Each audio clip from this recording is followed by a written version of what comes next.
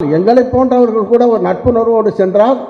அவர் மாற்றாந்தாய் மனப்பான்மையுடன் பார்த்தது மட்டுமல்ல, இவரெல்லாம் ஓபிஎஸ்ஸுடன் இருந்தவர்களே என்ற அந்த ஒரு குரூர மனப்பான்மையோடு பழிவாங்கு நடவடிக்கையில் அன்றைக்கே ஈடுபட்டார் என்பதை மனதில் வைத்துக் கொண்டு,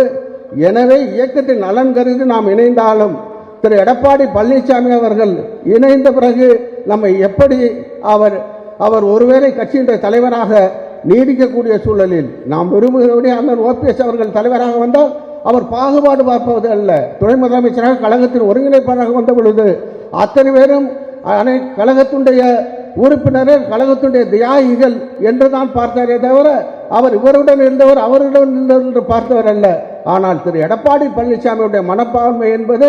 நிச்சயமாக இணைப்பிற்கு பிறகும் நேர்மையாக இருக்காது என்பதை கருத்தில் கொண்டு, இவ்வளவு பிரச்சனைக்கு பிறகு ஒருவேளை அவர்தான் முதலமைச்சர் வேட்பாளர் என்று அவர் இருக்கக்கூடிய என்டிஏ அறிவித்தால் அவரை நாம் முதலமைச்சராக பிரகடனப்படுத்துவதற்காக இத்தனை போராட்டங்களை நாம் அரசியல் கழகத்திலும் சட்டத்துறை நீதித்துறையிலும் நாம் நடத்தினோம் என்பதையெல்லாம் யதார்த்தமாக சிந்தித்து பார்த்து, எனவே ஒரு தீங்கிலிருந்து விடுவதற்கு நாமே இன்னொரு பெரிய தீங்கை தேடிக்கொள்வதை விட நாம் எடுக்க வேண்டிய முடிவு என்பது, எந்த இயக்கம் வரும் சட்டமன்ற தேர்தலில் வெற்றி பெறுமோ அந்த இயக்கத்துடன் கூட்டணி வைத்து நடக்கக்கூடிய ஆட்சியில் அண்ணன் ஓபிஎஸ் அவர்கள் பங்கெடுத்து அதை தொடர்ந்து வரக்கூடிய உள்ளாட்சி தேர்தலும் மற்ற தேர்தல்களிலும் நாம் அங்கே இருந்து அத்தனை இன்றைக்கு தியாகிகளாக அண்ணனுக்கு பக்கபலமாக இருக்கக்கூடிய அனைவருக்கும் அவர்கள் தகுதிக்கு தகுந்த உயர் பதவிகளை அரசியலமைப்பு சட்டத்தின்படி பெற்றுத்தரக்கூடிய ஒரு நிலையை உருவாக்கக்கூடிய